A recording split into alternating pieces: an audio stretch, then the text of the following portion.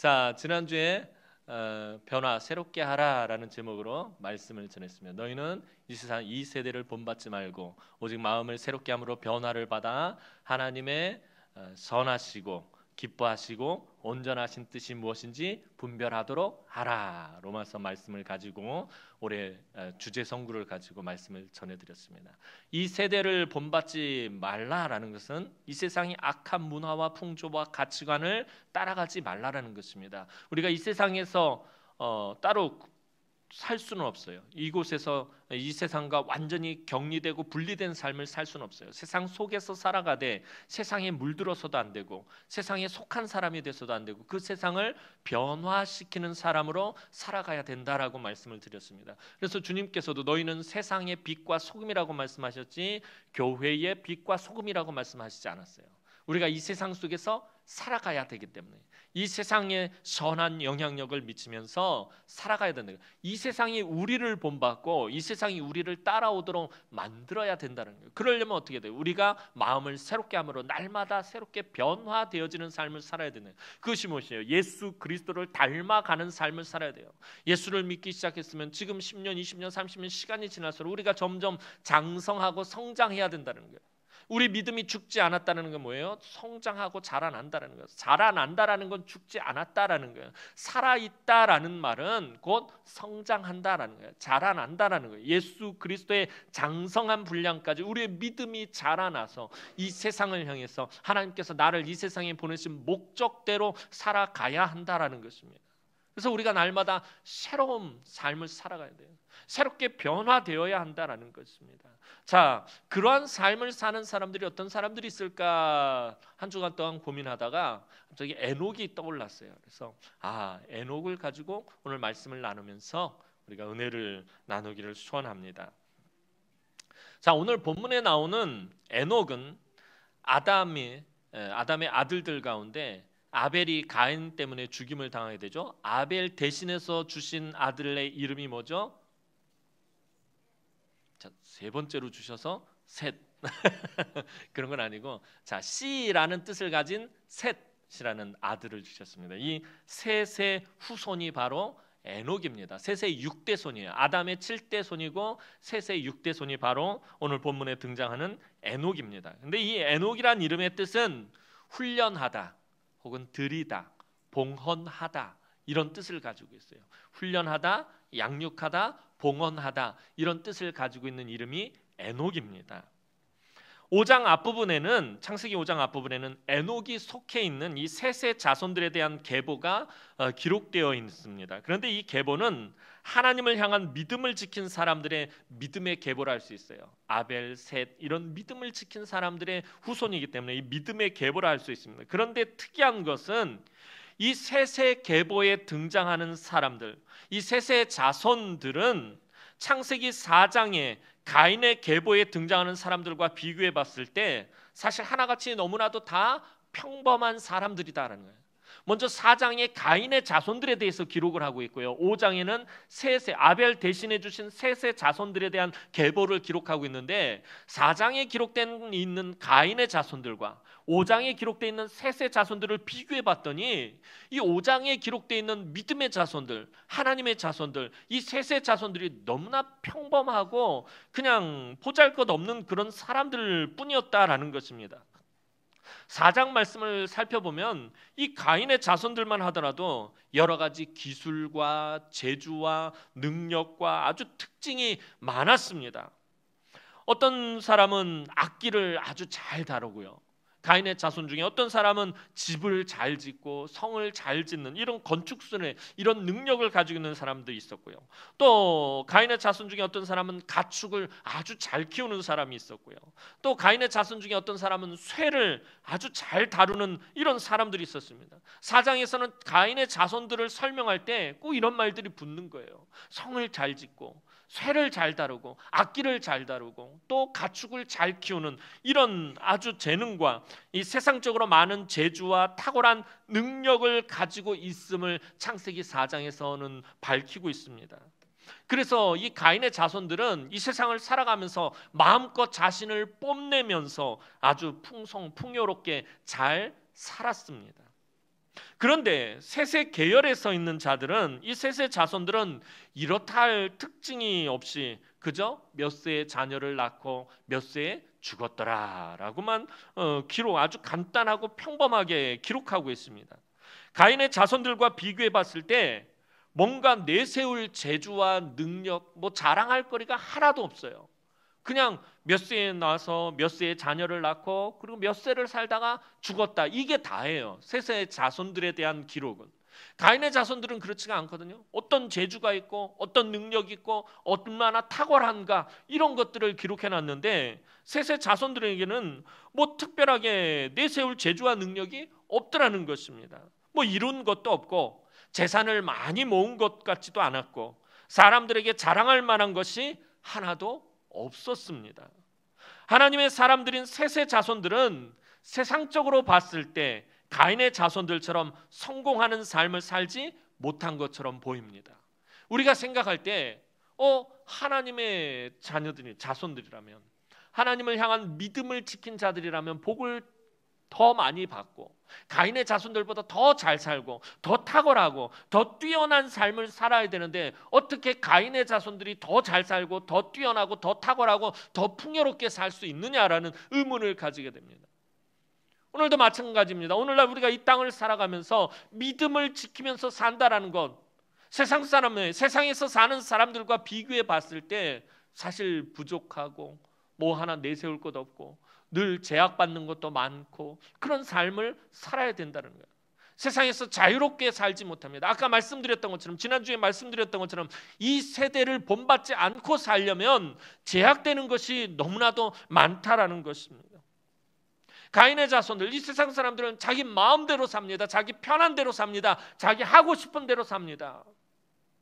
이런 사람들과 비교해 봤을 때 우린 너무나도 평범한, 어떤 때는 평범조차도 못한, 너무나도 부족한 삶을 살아갈 때가 있습니다.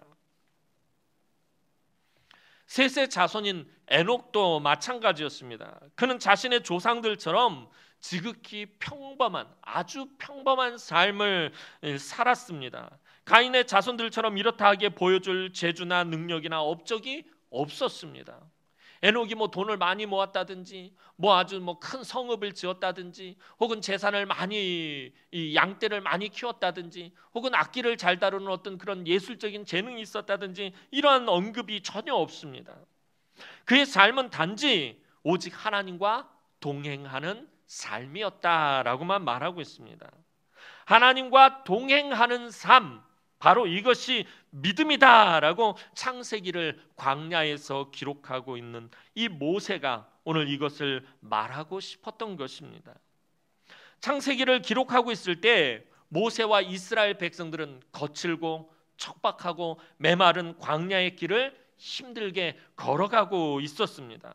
그렇게 매일같이 힘든 길을 걸어가다가 지치고 고난 백성들에게 지금 비록 눈에 보이지는 않지만 하나님이 당신의 백성들 애굽에서 불러낸 이 이스라엘 자손들과 함께 하시고 그 하나님과 함께 이 광야길을 걸어간다라는 것이 얼마나 특별한 일이며 이것이 얼마나 복된 일인지 그것을 알려주기 위해서 모세는 지금 에녹의 이야기를 기록하고 있는 것입니다. 모세가 지금 결론적으로 말하려고 하는 것은 믿음이란 하나님과 동행하는 삶이다라는 것입니다. 믿음은 다른 것이 아니라 하나님과 함께 동행하는 삶을 사는 것이다라고 오늘 모세가 에녹의 이야기를 통해서 말하는 것입니다.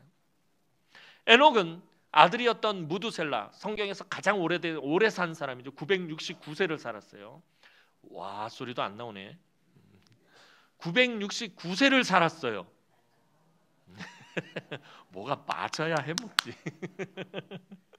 자, 무두셀라를 65세에 에녹이 낳았습니다. 21절 말씀 보면 에녹은 65세에 무두셀라를 낳았고, 자, 성경학자들은 이 무두셀라라는 이름의 뜻은 하나님의 사람이라고 그렇게 말합니다.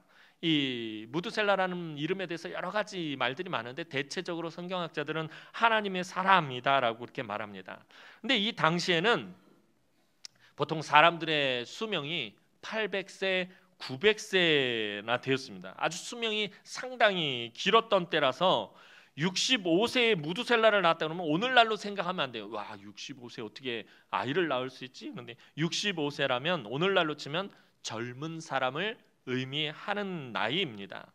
에녹도 여느 사람들처럼 결혼을 하고 여느 사람들처럼 자녀를 낳았다라는 것입니다. 즉 에녹이 아주 평범한 삶을 살았음을 말해주는 것입니다. 그런데 모세는 에녹의 평범한 삶에서 한 가지 더 기록하고 있습니다. 그것은 에녹이 아들을 낳은 후에, 무두셀라를 낳은 후에 하나님과 함께 동행하는 삶을 비로소 시작했다라는 거죠. 에녹이 처음부터 하나님과 동행하는 삶을 산 것이 아니라 무두셀라를 낳고 난 후부터 그가 새로운 삶을 시작했다라는 것입니다. 22절 말씀을 보면 무두셀라를 낳은 후 300년을 하나님과 동행하며 자녀들을 낳았으며 라고 성경은 기록하고 있습니다. 어떤 계기로 그랬는지 성경은 말하고 있지는 않지만 에녹은 분명 아들을 낳고 나서 그의 삶의 목적이 변했습니다. 자, 사람들이 언제 철이 듭니까? 제가 총각 때 우리 오마니가 그토록 했던 말이 뭐냐면 너도 장가 가서 너랑 똑같은 아들 한번 낳아봐라. 그래야 이 애미 심정을 알지. 이게 무슨 얘기야? 장가 가서 애를 낳고 키워봐야 철이 든다라는 거예요. 산다는 게 뭔지를 알게 되고 장가를 가서 자녀를 낳아봐야 그래야 그런 것들을 깨닫게 된다라는 것입니다. 그러니까 에녹도 이 무두셀라를 낳고 나서 그의 심경에 어떤 변화가 온 것 같습니다. 성경은 근데 그것이 무엇인지 왜 그랬는지에 대해서는 기록은 하지 않아요. 무두셀라를 낳은 후에 그가 비로소 하나님과 동행하는 삶을 살았다라는 것입니다. 이것이 얼마나 중요한 것인지 모세는 24절에서도 한 번 더 언급하고 있습니다. 아마도 에녹은 무두셀라를 낳기 전에 젊은 시절 삶의 목적이 가인의 자손들처럼 사는 것이었는지도 모르겠어요. 젊었을 때 삶의 목적이 뭐예요? 주로 성공하는 것, 출세하는 것, 잘 사는 것, 무언가를 획득하는 것, 무언가를 소유하는 것, 그것이 목적일 때가 많다라는 것입니다. 아마 젊은 시절 에녹이 그랬던 것 같아요. 왜 가인의 자손들은 저렇게 잘 사는데, 가인의 자손들은 저렇게 탁월하고 뛰어난 삶을 사는데 왜 셋의 자손인 나는, 왜 셋의 자손인 우리는 이토록 평범한 삶을 살아가는 것일까? 아마 그렇게 고민을 했었을지도 모르겠어요. 그래서 우리도 한번 저렇게 살았으면 좋겠다. 우리도 가인의 자손들처럼 탁월하고 뛰어나고 부요하고 풍요롭게 살았으면 좋겠다. 아마 그렇게 생각했을지도 모르겠습니다. 그래서 에녹의 한때 삶의 목적이 이 가인의 자손들처럼 사는 것이었을 것입니다. 그런데 무두셀라를 낳고 나서 그의 목적은 가인의 자손들처럼 돈을 많이 버는 것도 아니었고 좋은 집을 짓는 것도 아니었고 건강하게 잘 사는 것도 아니었습니다. 오직 이제부터는 매일매일 순간순간마다 하나님과 동행하는 것이 그의 삶이 되었습니다. 이렇게 하나님과 함께하는 것이 에녹의 삶에 있어서 가장 중요한 목적이 되었습니다. 그리고 이런 삶을 살던 에녹을 너무나도 사랑하셔서 죽음을 알지 못하게 하시고 곧바로 하나님 나라로 에녹을 이끌어 가셨습니다. 24절 말씀 보면 에녹이 하나님과 동행하더니 하나님이 그를 데려가심으로 세상에 있지 아니하였더라라고 기록하고 있습니다. 앞선 셋의 계보에 나오는 이 에녹의 조상들은 모두 그 마지막에 뭐라고 기록을 하냐면은 몇 세에 죽었더라라고 기록을 하고 있어요. 앞에 등장했던 이 에녹의 조상들은 다 죽었더라라고 그 마지막을 표현하고 있는데 에녹에 대해서는 죽었더라라고 표현하지 않고 세상에 있지 아니하였더라라고 그 마지막을 다르게 표현하고 있습니다. 모세는 에녹이 다른 사람들처럼 정상적인 죽음을 경험하지 않았다라는 것을 지금 말하고 있는 것입니다.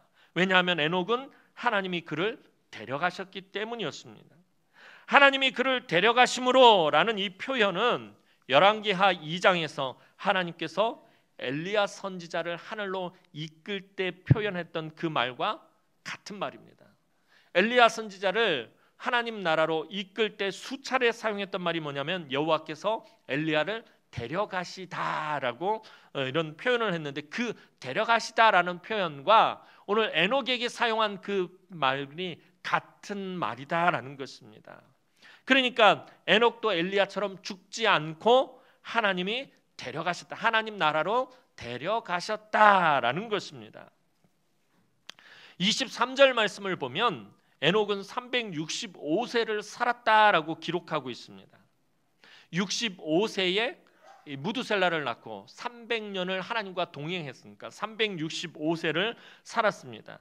그런데 당시의 사람들이 아까 말씀드린 것처럼 보통 800 내지는 900세를 살던 것과 비교해 봤을 때 에녹의 삶은 매우 짧았다라는 것입니다. 보통 이 에녹의 조상들이 다 800대 아니면 900대의 그 나이를 살다가, 수명이 그렇게 길었어요. 그렇게 살다가 죽었는데 에녹은 365세를 살았어요. 그러니까 다른 조상들의 절반도 살지 못했습니다. 오늘날도 많은 사람들이 장수하는 삶을 살기를 원합니다. 그죠? 요즘은 100세 시대라고 그래가지고서는 이 사람들이 오래 사는 것, 이것을 원합니다. 오늘날뿐만 아니라 예전에도 그렇고 사람들은 하여튼 오래 사는 것을 원합니다. 건강하기만 하다면 100세, 200세를 살기를 원합니다. 짧게 살고 얼른 죽기를 바라는 사람 없습니다. 아유, 제가 집에 가서 우리 오마니한테 아유 오마니 참 오래 사셨네요, 이제 가셔야겠습니다 라고 말하면은 전 맞아 죽을 거예요. 그죠? 그러면 아직 할 일이 많아서 오지 말라고 그러더라. 그래서 하여튼 누구든지 이 세상에서 오래 사는 것을 원한다라는 것입니다. 자, 그런데 이 오래 살기를 원하는 마음에는 한 가지 숨겨진 의미를 내포하고 있습니다. 그것이 뭘까요? 그냥 오래 사는 게 좋을까요? 그냥 참 오래 장수하면서 살았으면 좋겠다라는 말 속에는 숨겨진 의미가 한 가지 더 담겨 있는데, 그게 뭐냐 하면은 그것은 가인의 자손들처럼 살면서 오래 살기를 원한다라는 것입니다. 에녹이 비록 다른 사람들처럼 오래 살지는 못했지만 그의 삶의 아주 큰 특징은 가인의 자손들처럼 산 것은 아니다라는 것입니다.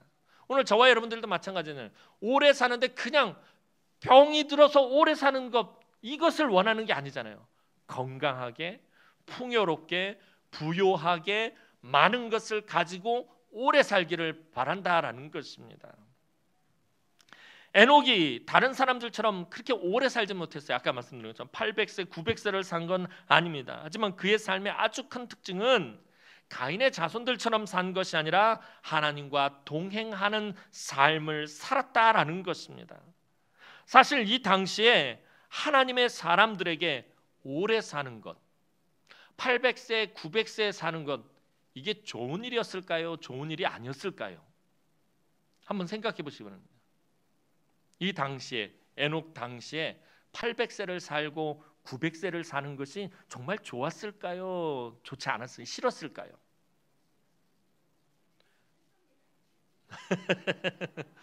표정들이 나요. 목사님 800세를 살아봤어야 알지.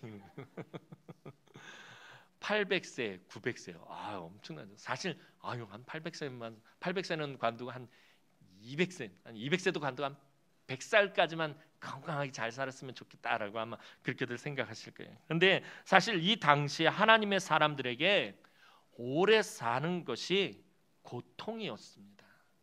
아주 큰 고통이었습니다. 오늘 우리가 읽진 않았지만 29절에서 에녹의 증손자인 노아의 이야기를 기록할 때 하반절 말씀 보면 여호와께서 땅을 저주하심으로 수고롭게 일하는 우리를 이 아들이 안위하리로다라고 기록하고 있어요. 이 땅에서 수고롭게 일하면서 사는 우리를 이 노아가 평안하게 해줄 것이다, 위로해 줄 것이다 라고 그렇게 기록하고 있습니다. 사람들은 이 땅에서 살면서 수고롭게 일하면서 살아야 한다는 거예요. 고통스럽게 일하면서 땀 흘리면서 그렇게 수고하면서 살아야 한다는 거예요. 자, 900년을 수고롭게 일한다고 한번 생각해 보시기 바랍니다. 내가 900년 동안 직장 생활을 해야 돼요. 내가 900년 동안 전업주부라면 900년 동안 설거지를 하면서 이 왼수 같은 남편하고 어머나 세상에 이 자식들한테 밥을 해먹여야 900년 동안 새끼 셋대를 해먹여야 된다고 생각을 해보세요. 이게 좋은 일이겠습니까? 900년 동안 아파야 돼요. 어휴, 900년 동안 땀 흘리면서 일해야 돼요. 900년 동안 농사 져야 돼요. 900년 동안 일해야 돼요. 이게 결코 좋은 일은 아닐 것이다 라는 것입니다. 큰 고통이었습니다. 게다가 에녹 당시가 어떤 세상이었죠? 어떤 세대였죠? 아주 악한 세대였다는 거예요. 노아 시대를 성경이 표현한 게 뭐냐면은 세상에 죄악이 관영하고, 개혁성경은 그러고요. 개혁개정은 세상에 죄악이 가득하고 사람들이 생각하는 것이 모두 악한 것뿐이었다라는 거예요. 그러니까 세상에 죄악이 가득하고 사람들이 항상 악한 것만 생각하는 시대에 하나님의 자녀들이 오래 산다라는 것은 너무나도 큰 고통이었을 것입니다. 그래서 짧게 살았다라는 것이 에녹에게는 너무나도 큰 은혜요 축복이었던 것입니다. 다른 셋의 자손들은 하나님 나라로 돌아가는데 800년이 기다려야 되고 900년을 기다려야 했는데 에녹은 그 절반도 기다리지 않고 하나님 나라로 갔기 때문에 그렇잖아요. 이 참 가장 짧은 노아 홍수 이전에 가장 짧은 삶을 살았던 에녹, 그런데 그의 아들은 또 가장 긴 삶을 살았어요.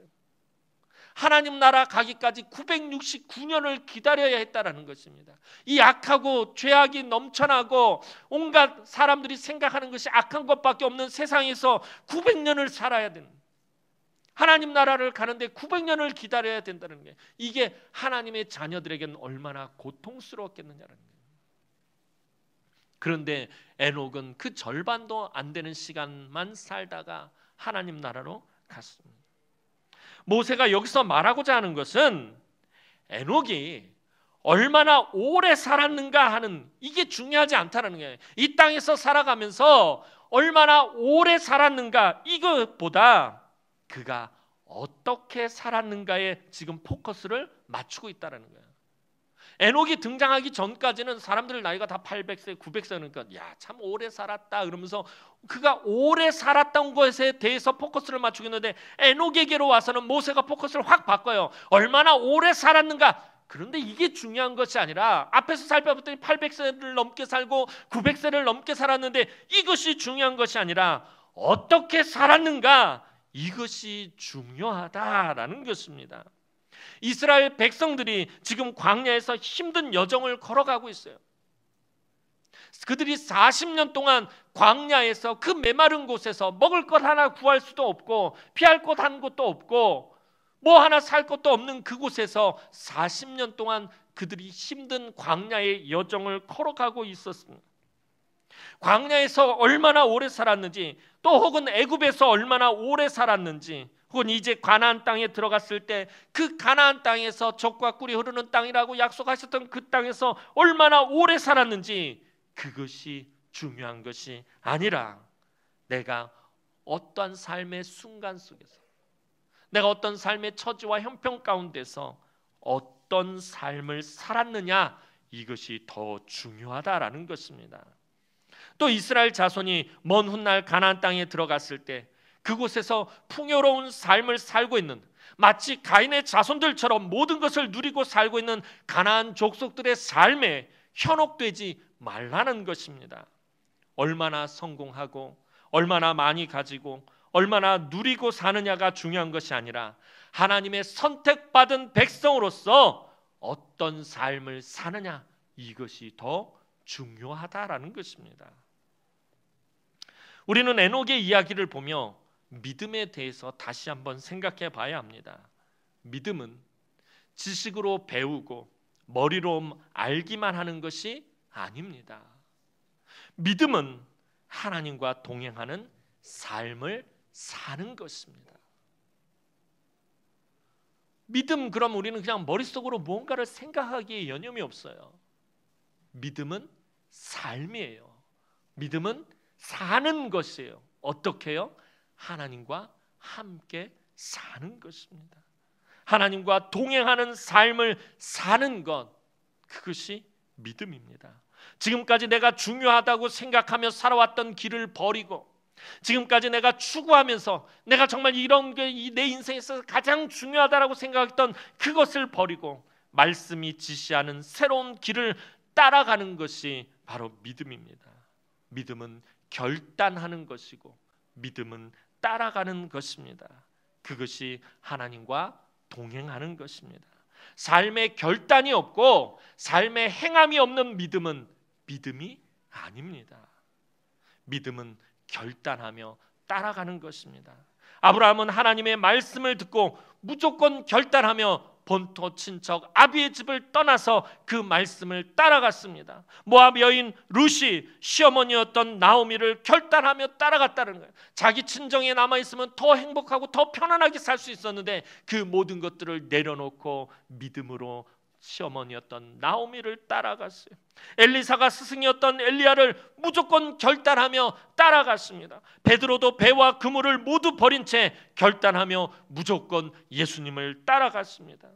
믿음은 이렇게 결단하며 따라가는 것입니다. 지금까지 내가 세상적으로 중요하게 생각하고 추구했던 것들을 다 버리고, 이런 것들을 다 배설물처럼, 이런 모든 것들을 다 쓰레기처럼 여기고 버리고, 세상에 썩어지고 없어질 것들을 다 내려놓고 하나님의 말씀이 이끄는 새로운 삶으로 변화되는 것입니다. 그렇다면 하나님을 따라가는 사람의 삶의 목적이 무엇입니까? 그것은 자신의 모든 삶을 통해서 하나님을 나타내는 것입니다. 자신의 모든 것을 통해 하나님이 어떤 분이신지 나타내는 것이 바로 삶의 목적입니다. 처음 예수를 구주로 영접하고 믿음 생활 시작했을 때 가장 어려운 것이 무엇이었습니까? 내가 예수를 믿기 이전하고 내가 예수를 믿고 난 다음에 분명히 그 사이에 굉장히 어려운 일이 한 가지 생깁니다. 예수를 구주로 영접했을 때 내 삶 가운데서, 내 현실적인 삶 가운데서 나타나는 중요한 문제점, 어려움이 있습니다. 그것이 무엇이냐면 바로 인생의 목적이 없어진다라는 거예요. 달리 말하면 인생의 목적이 변한다라는 거예요. 예수를 믿기 전에는 우리의 삶의 목적이 무엇이었습니까? 아까 말씀드렸던 것처럼 가인의 자손들이 누리는 그것이 우리 삶의 목적이었을 거죠. 더 많은 것을 벌고, 더 좋은 집에서 살고, 더 편안하게 살고, 더 부유하게 살고, 더 기름지게 사는 것이 우리의 삶의 목적이었을 것입니다. 그런데 예수를 구주로 영접하고 나면 이런 목적들이 없어진다라는 것입니다. 지금까지의 나의 삶을 이끌어가던 세상의 목적이 없어져 버립니다. 가인의 자손들처럼 성공하고 출세하고 부유하게 사는 것이 삶의 목적이었습니다. 그러나 하나님과 동행하면 그런 목적이 없어져 버립니다. 왜냐하면 하나님과 함께 사는 그 자체가 이미 목적이기 때문입니다.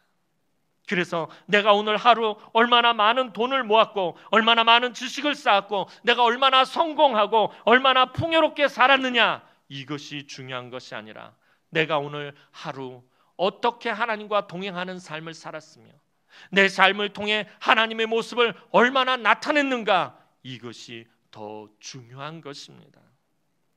신약에서 유다서를 보면, 맨 뒤쪽에 유다서를 보면 에녹의 삶에 대해서 아주 짧게 언급하고 있습니다. 에녹은 짧은 삶을 살면서 온갖 악하고 더러운 죄악이 넘쳐나는 그 세상을 향해서 곧 하나님께서 경건하지 않은 자들이 행한 경건하지 않은 일들을 심판하실 것이다라고 그 심판을 선포했어요. 유다서에 이 에녹의 삶에 대해서 짧게 기록하고 있는데 그게 뭐냐면 그 악이 가득하고 죄악이 가득하고 사람들이 온갖 악한 것만을 생각하는 그 시대를 향해서 하나님께서 경건하지 않은 사람들과 경건하지 않은 사람들이 행한 모든 경건하지 않은 일들에 대해서 심판하실 것이다 라고 에녹이 선포했다라는 것입니다. 에녹은 하나님과 동행하는 삶을 살면서 하나님의 심판을 선포하며 300년을 살았다라는 것입니다. 아마도 하나님은 세상의 사람들에게 에녹의 말이 거짓이 아님을 보여주시기 위해 에녹을 죽지 않고 데려가신 것인지도 모릅니다. 이 또한 하나님의 은혜입니다.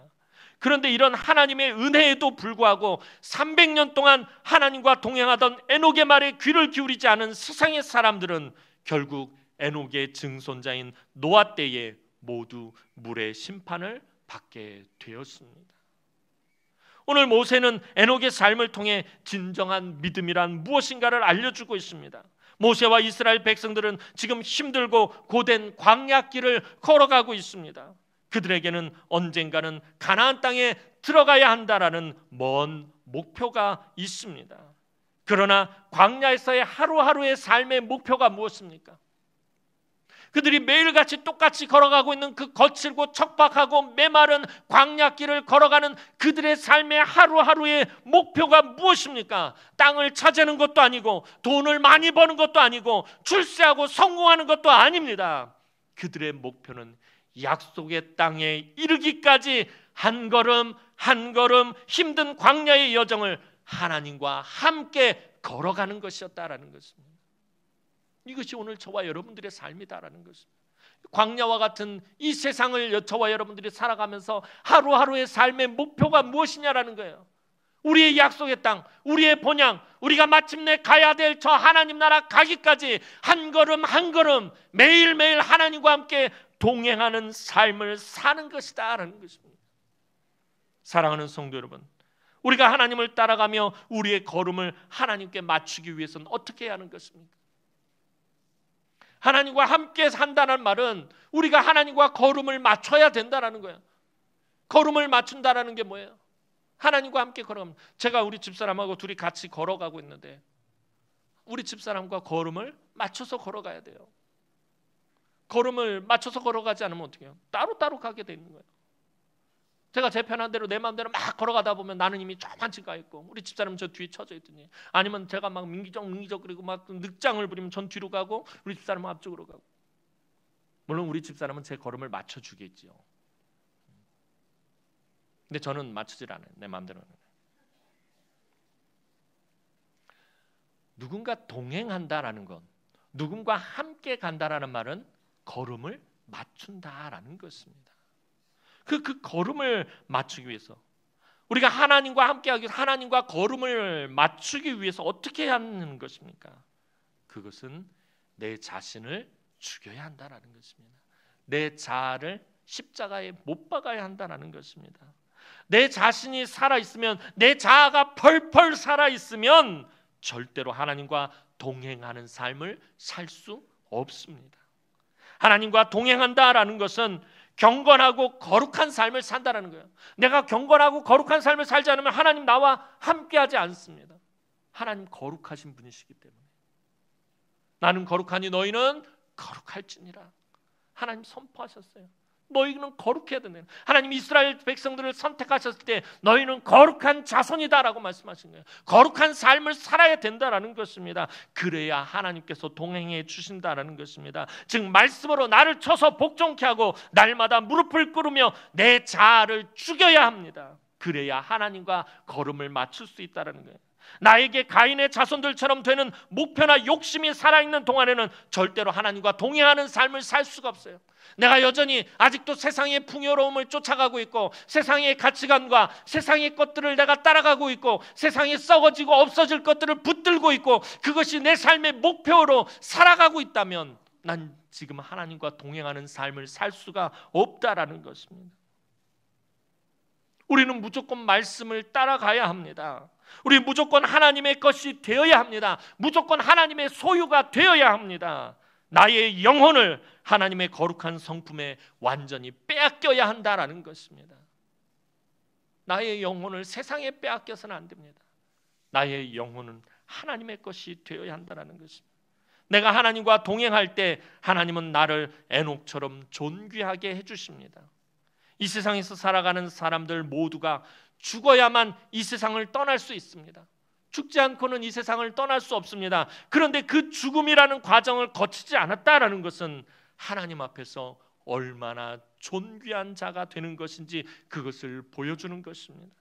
나의 걸음을 하나님께 맞출 때, 내가 하나님과 걸음을 맞추며 함께 걸어갈 때, 동행할 때 하나님은 나를 통하여 온전히 당신이 하나님 되심을 나타내신다라는 것입니다. 하나님이 에녹과 동행하면서 300년 동안 보여주신 것은 하나님께서 에녹의 하나님 되심을 보여주셨다는 거예요. 그리고 에녹은 그 세상을 향해서 하나님의 심판을 선포한 것이고, 에녹이 뛰어나고 특별했던 사람 아니라고 말씀드렸어요. 평범한 사람이었어요. 가인의 자손들과 비교해 봤을 때 그냥 평범한 사람이었어요. 여느 사람들과 다를 바가 없는 사람들이 오히려 부족하고 오히려 모자란 사람이었습니다. 그런데 그 에녹을 통해서 하나님은 하나님 되심을 나타내셨어요. 사도 바울은 내가 약할 때 곧 강함이라 라고 고백하고 있습니다. 우리는 연약하고 부족한 사람들입니다. 사도 바울조차도 자기가 연약한 사람이라고 말하는데 저와 여러분들이야 오죽하겠습니까? 저와 여러분들 연약하고 부족한 사람들입니다. 하지만 연약하고 부족한 그 상태 그대로 멈춰서는 것이 아닙니다. 우리는 강해지고 부요해질 수 있습니다. 그렇기 위해서는 세상적인 방법을 붙잡아서는 안 됩니다. 가인의 자손들이 중요하게 생각하는 것을 추구해서는 안 됩니다. 오히려 우리의 연약한 모든 것을 주님에게 의탁해야 합니다. 주님과 동행하는 삶을 살아야 합니다. 나는 죽었다라고 외치면서 하나님과 걸음을 맞추면서 살아가야 합니다. 그러면 하나님이 강하게 하십니다. 하나님이 하나님 되심을 내 삶을 통해서 나타내십니다. 연약한 나를 통해서 하나님의 능력이 나타나게 하십니다. 사랑하는 성도 여러분, 오늘 우리가 존귀한 삶을 사는 방법이 무엇입니까?